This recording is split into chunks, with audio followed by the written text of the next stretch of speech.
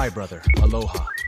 You are experiencing another year of the Mike Love experience, evolving with humanity.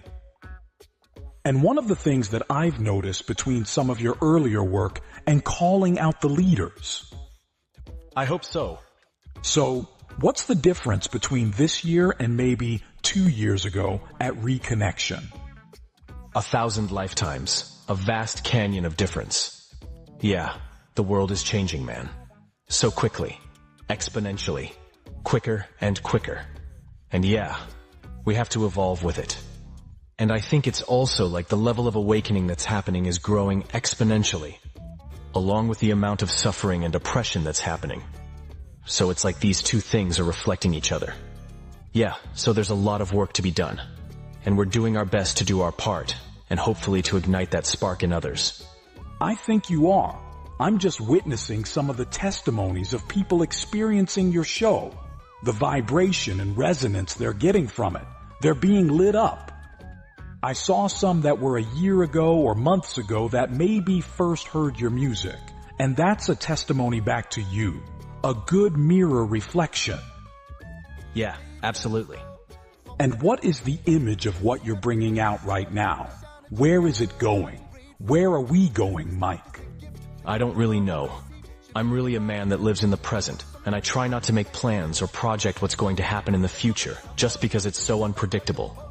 You serve the people with unconditionality, and that is something that takes a lot to just get to that 0 point, and plus the skill set and the talent to bring expression. Yeah, it's a lot of work that's led to this point, for sure, and it will continue to be more work. And it's like you said, it's an evolution, so it's constant work to evolve. And if you become complacent, then really the whole thing falls apart, I think. Because for it to continue to be fun and inspiring and invigorating to us, and to the people that come back time and time again, searching for not just the same experience that they had last time, but something new, and something fresh, and something different. And it has to be that for us every night too. And that's why I selected this amazing group of individuals that make up the full circle. Is because they are incredible musicians far beyond my skill level. Each and every one of them.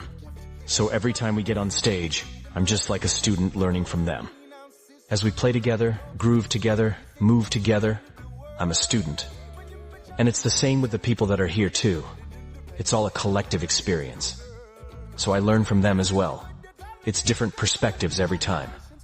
We had a show in Denver last night. So different than this show tonight. Far, far different. And each one so beautiful and unique in their own way. And that's the power of just a different set of people with different perspectives, feeling the songs in different ways. Because everybody's going to take a message, and if they feel it, they're taking it to their heart. But it means something so different for me than it does for you. And then when we can go up there and just open our hearts to feel all of that all at once and interpret it back through the notes as they evolve over the night, then yeah. That's what makes it happen.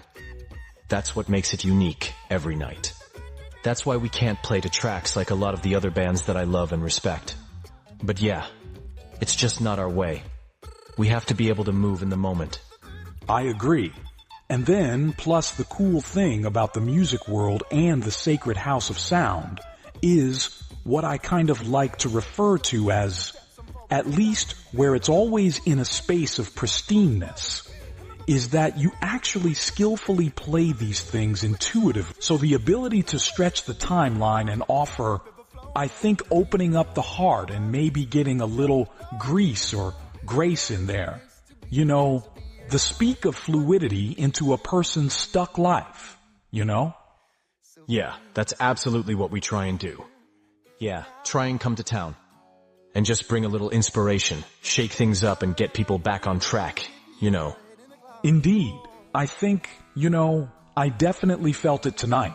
I'm glad. I always do, man. Astral Valley was so awesome to experience, where a very large group of people are in a unity of heart. I don't know if a lot of people know the critical nature of that space.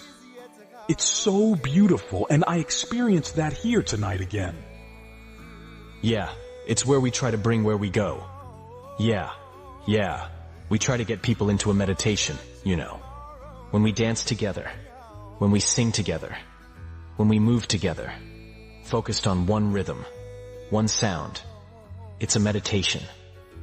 And that's what brings people back to that place that we all know and are so comfortable with, but have forgotten and lost track of, which is that unity, that community, that spirit that connects us all, that energy that connects us all, that flows through us all.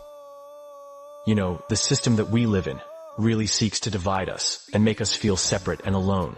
And so music is the greatest tool, you know, or one of the greatest tools to bring people together into a meditation, whether they even realize they're in that meditation or not. Yeah, as soon as we have a group of people in wonderful agreement, suddenly on a notion, which is like literally a hook. Yeah, oh boy. You know, all of a sudden now, you're really collecting the cloth. Exactly. Mike Love, I love you. Love you too, brother. I just want to say thank you so much for tonight. Grand Junction got a lot of love in this town. Hope so. This is GP3 with Rocky Mountain Live and Mike Love. Have a great night. All right.